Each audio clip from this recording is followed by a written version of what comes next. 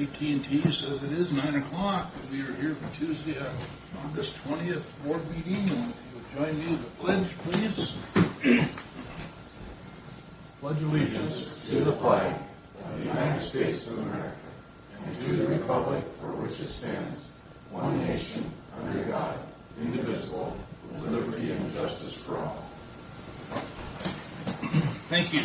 Our first item on the agenda is approval of commissioner minutes for July 30th, August 6th, August 13th. There's no additions or changes or corrections. I'll sign them as presented. No changes, Mr. Chairman. Okay, thank you. Next up is Michelle Onger's House of Charities presentation.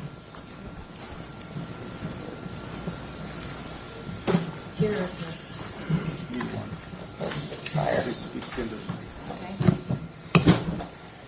Good morning, gentlemen. Thank you for taking the time. I want to say at the top. Okay. Better? There we go. I want to say at the beginning of my discussion that I'm not speaking on behalf of civil service commissioners, but in an endeavor to understand the legal system better. I did some ride-alongs, and it was a genesis by which I started looking at our community and resources and how everything worked together. Everyone has seen the Seattle Dying videos, which I sent you, and I sent the other two to that trilogy. Hopefully you had time to review it. And on my ASR, I want to correct that I referred to both the Union Gospel Mission and the House of Charities. The Union Gospel Mission is not a low-barrier shelter, and I think you might have gotten my draft, so I want to be sure that you have that correction. I am not in favor of the House of Charities because I don't believe that there's been an area assessment that is comprehensive enough. I see a lot of different agencies, and I looked at your own list of duties. There's the Greater Behavioral Health, LLC, Juvenile Justice Advisory, United Way Local Emergency Food and Shelter, and there's even some that are not on that list. As I came to find out, I think, Clint, you work with Michelle Garber at Housing for Benton and Franklin County, for the Benton Recovery Coalition. And one of my initial conversations was with our own chief sheriff, and I expressed concern over the fact that the problem is not so much a homeless problem, that it is a drug problem. Mm-hmm.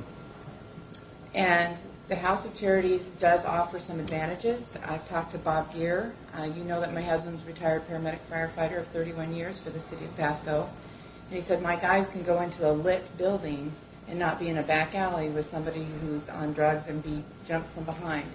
That's all well and good, but as I reviewed the Spokane House of Charities and the many statistics and stories in the media, and I have additional ones that I can get to you, drug dealers don't turn in how many drugs they deal that day. There may not be any more cars being broken into because they're already making deals with the drugs, and the low barrier shelter has people that come in on drugs, they have drugs on them, and they can deal them readily. And there's not a lot of barrier between them and the vulnerable people that are trying to get out of that. Yes, it's a service, but it's an incomplete service. And when I look at our community, I see a lot of other agencies coming in trying to do this. I spoke to Brad Gregory, who told me that there's a supportive housing for Benton and Franklin counties that Lauren Johnson works with. Ed Thornbrew, who has a $2 million grant, wanted to build something in conjunction, I understand, with Chief Hatcher, or Sheriff Hatcher, and apparently it's taking too long to get through. And I want to be careful. I'm not trying to be demeaning. I want to say that every commissioners on both sides of the river have a lot to do, but they're not moving fast enough for them to make their deadline. So they want to build their own. And they are very well known in Yakima to treat mentally ill as well as addiction. But they would provide 16 beds. And further talking with Benton County, when I did the ride-alongs in both counties, I also toured both jails, and I noticed how much of a capacity that Benton has that's not filled. And he has lost funding, but he felt that he could be a low barrier entry, and by utilizing the MAT program that tracks all the residences and all the different needs that they have, and working with different agencies, he could put about 100 people. Dana Otis I have contacted because I believe the hospitals are another piece of this. Apparently, like hotspotters, they actually pay people in combination with Cadillac and LifePoint, which is the company that bought Trios and Lourdes. They go in together as competitors to track certain folks that are frequent flyers in the urgent care and the emergency rooms that accrue charges they're never reimbursed for. It's cheaper to have a team of 4 people with cars and full benefits and wage to go out and mitigate and work with the jails than to continue as we are.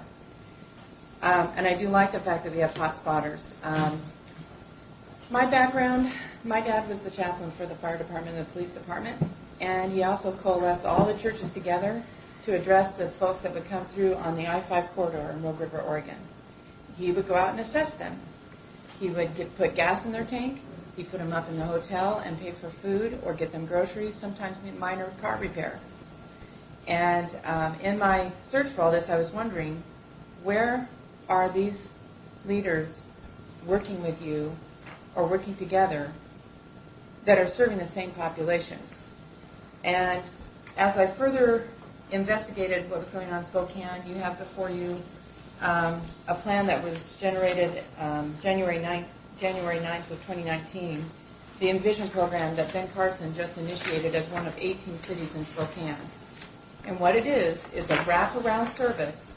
The biggest issue for all 4 different types of homeless folks, whether they're addiction or they want help or don't want help or wherever they're at, they've lost a home, they go through a major assessment through the Envision Center.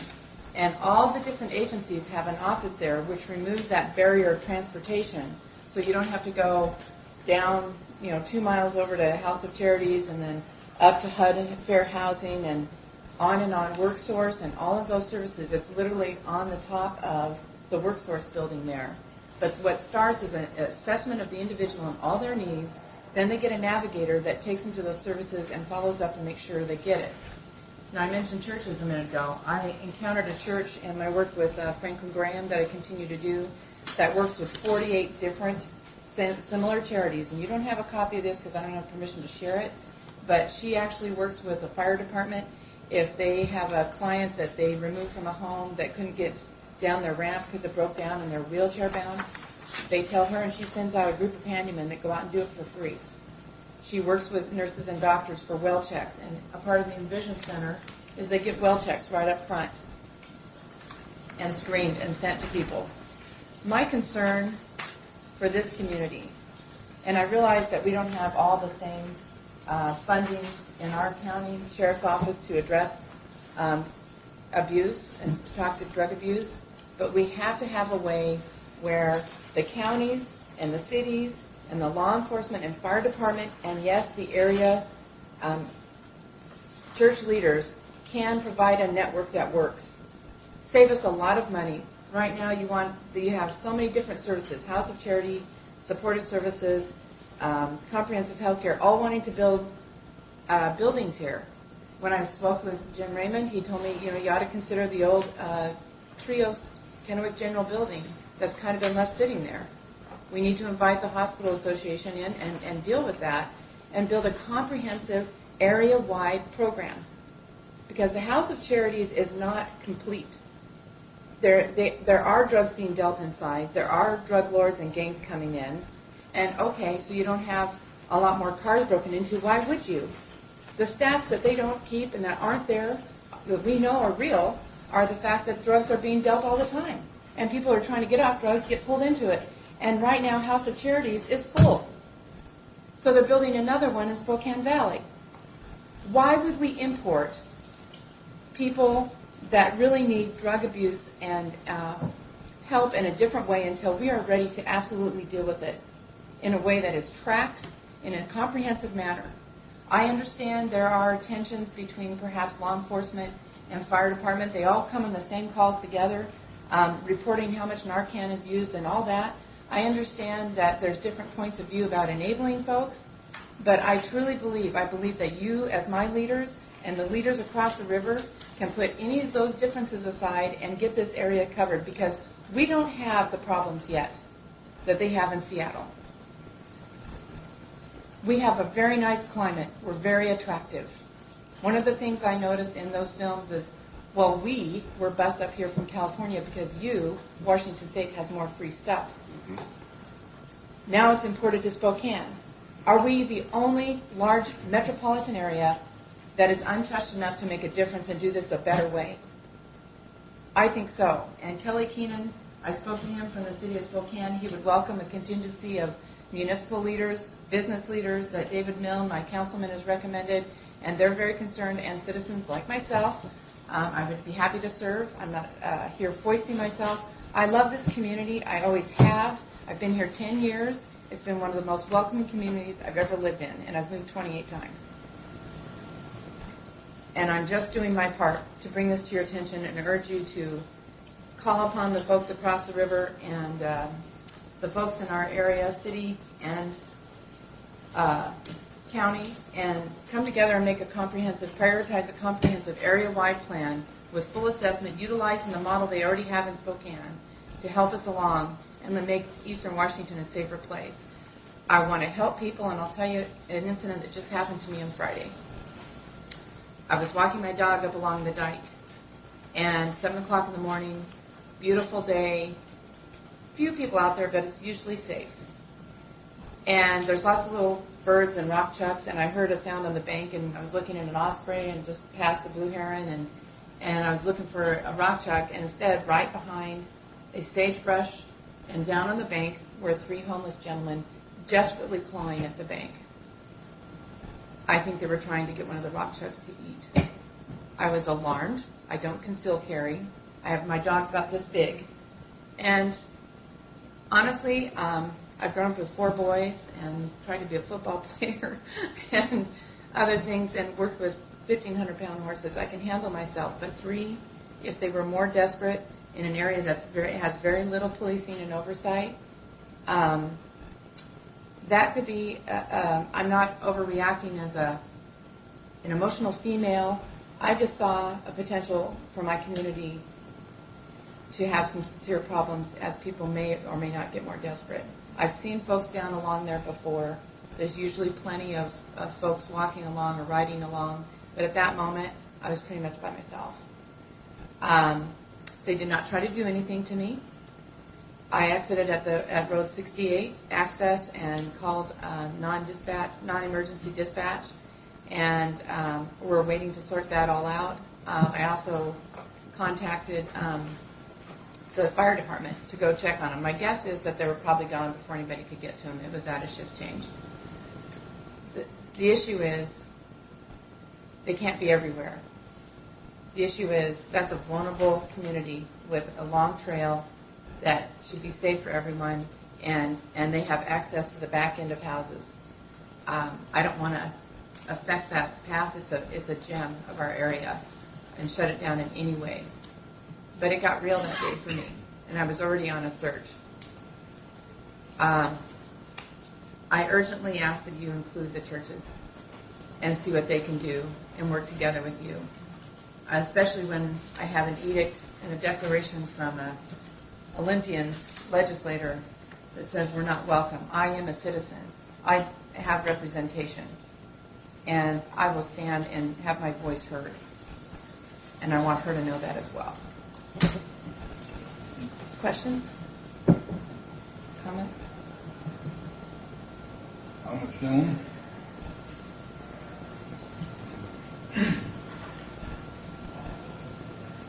Thanks for bringing the information forward at this point until we can do more. You see the fragmenting that I see? I mean, there's perhaps things that I don't know in terms of coordination, but what I see is a lot of different programs, and we need an area-wide buy-in, and everybody does their part. If they have more resources in one county or another, fine. But this is upon us. Thank you for your time. Thank you.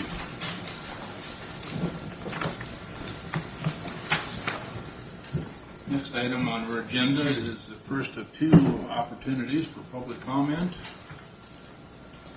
Anybody like to speak to the board? Hello, Jeffrey Robinson, proud member of Commissioner Peck's district. I apologize for not attending more of these lovely meetings. I actually had a question. I'm doing a research project on Washington state mental health laws.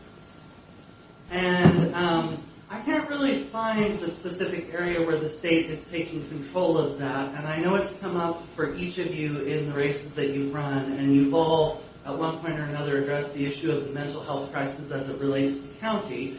I was wondering if you could point me in the right direction as it pertains to state interaction with counties on mental health issues. I would guess You're just baiting me, aren't you? Actually, no. I'm kidding. No, I thought you might know because I've really been I do have struggling to some find- thoughts, but I'm going to defer to our chairman. Then I'll comment. my first thought would be getting a hold of a gentleman by the name of Brad Banks that handles the mental health over in Olympia. Coordinator for all the different mental health organizations, as in Greater Columbia Behavioral Health and so on. He's kind of the liaison to Olympia. Okay, so that cuts my comments in half. Thank you. The other half is that there's a history with the state legislature of creating what they call councilmatic authorities, us being a board of commissioners, i.e. a council. And that councilmatic authority gives us, by majority vote, authority to impose certain specified taxes for very narrow uses. And one of them is for mental health programs. Mm-hmm. And so any two of us in any given day voting yes could enact a 0.1% mental health tax, which last time I calculated it in our county, it's probably $1.5 million, or maybe it's up to $2 million a year now. I've made two different proposals over the years to enact that. I am a small government, generally anti-tax guy, but I also know what it is costing citizens in indirect costs for having an absence of mental health programs. And so that's one of the few that I have and would continue to support. Now, full disclosure, I also said that I think that the transit system at 0.6 is grossly overrepresented in the sales tax. And the proposal I made on two occasions was to put a measure on the ballot asking the transit district citizens if they would be willing to reduce the transit tax from 0.6 to 0.5 with a concurrent agreement from both counties that we would then enact the 1/10 mental health tax. So we'd have no net increase in the retail sales tax, but between the two counties we generate $4 or $5 million that could be put into mental health programs. At the time, this is a few years back, I advocated for a comprehensive centralized triage system where law enforcement, instead of taking someone that they thought might have a mental illness, instead of taking them to jail or an emergency room, they could take them to a triage, and they could, competent, licensed professionals could say, this person's going to stay with us overnight, this person we're going to reconnect with their treatment provider, they're off their meds, and this person you can take to jail. But police don't have, the training to be all things in all situations, and it's unfair for us to ask them to do that. And when we don't provide that kind of tool, I think we tread on people's constitutional rights. Somebody who's acting out on the street doesn't necessarily mean they're breaking the law. And so we have this situation where, do we do something for their good to help them? Do we do something to protect the public? Where is that line? And I think we're asking way, way too much of law enforcement in that scenario. And hence, we needed a triage. Since then, the laws have changed a little bit. Lords and other groups have set up some mental health facilities where they can triage. So I'm still in favor of that same proposal on the sales tax, but instead of spending on brick and mortar, I'd like to spend virtually all of it on actual services. In other words, fund positions in existing treatment facilities for people based on each county's contribution. So our percentage would probably be 30 or 35% of the total collected, and so 35% of the treatment slots would be for people coming out of Franklin County. It's not an absolutely perfect scenario, but I think it's a way to avoid raising the tax and moving funding to a more important, in my opinion, higher priority need. Long answer to a short question, but you kind of have to have the whole picture to get the context. No, I appreciate it because it also puts Title 36 of the Washington State Legal Code in better context. I'm also researching that, so thank you. Anybody else like to speak to the board? Seeing none, we have some bills to pay this morning, Commissioner. We do. Mr. Chairman, we have two items this morning. One is fund expenditures. The other is salary clearing payroll and emergency management payroll. We'll start with the fund expenditures, moving for approval in the total amount of $483,015.66. And note that this has been reviewed and signed off by the county administrator and two members of the auditor's office. I second. All in favor? Aye.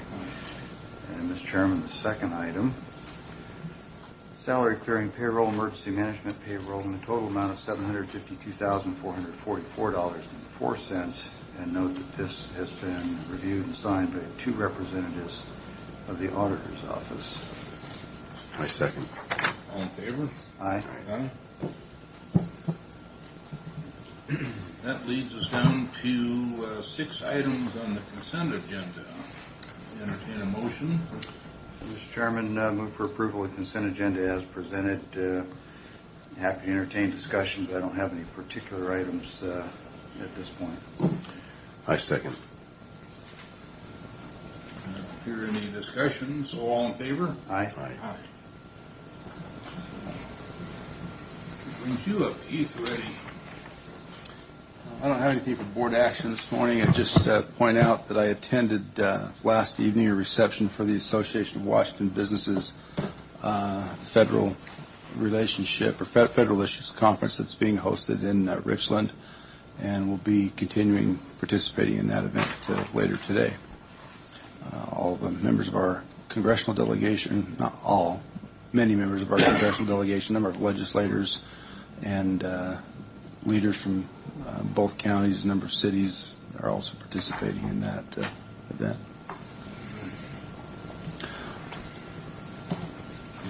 Questions for Keith? Anything further? Just remind everybody to take advantage of going to the fair if they can. Yeah. Also, I guess along with reminders, next week will be an evening meeting, Yes. 7 p.m. here in the chambers. With that, it's our second opportunity for public comment.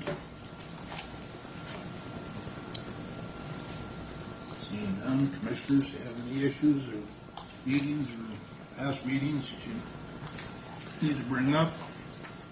Well, along those lines of the mental health, I have scheduled a tour of the Snohomish County Jail, which is having a very high success rate with drug addiction.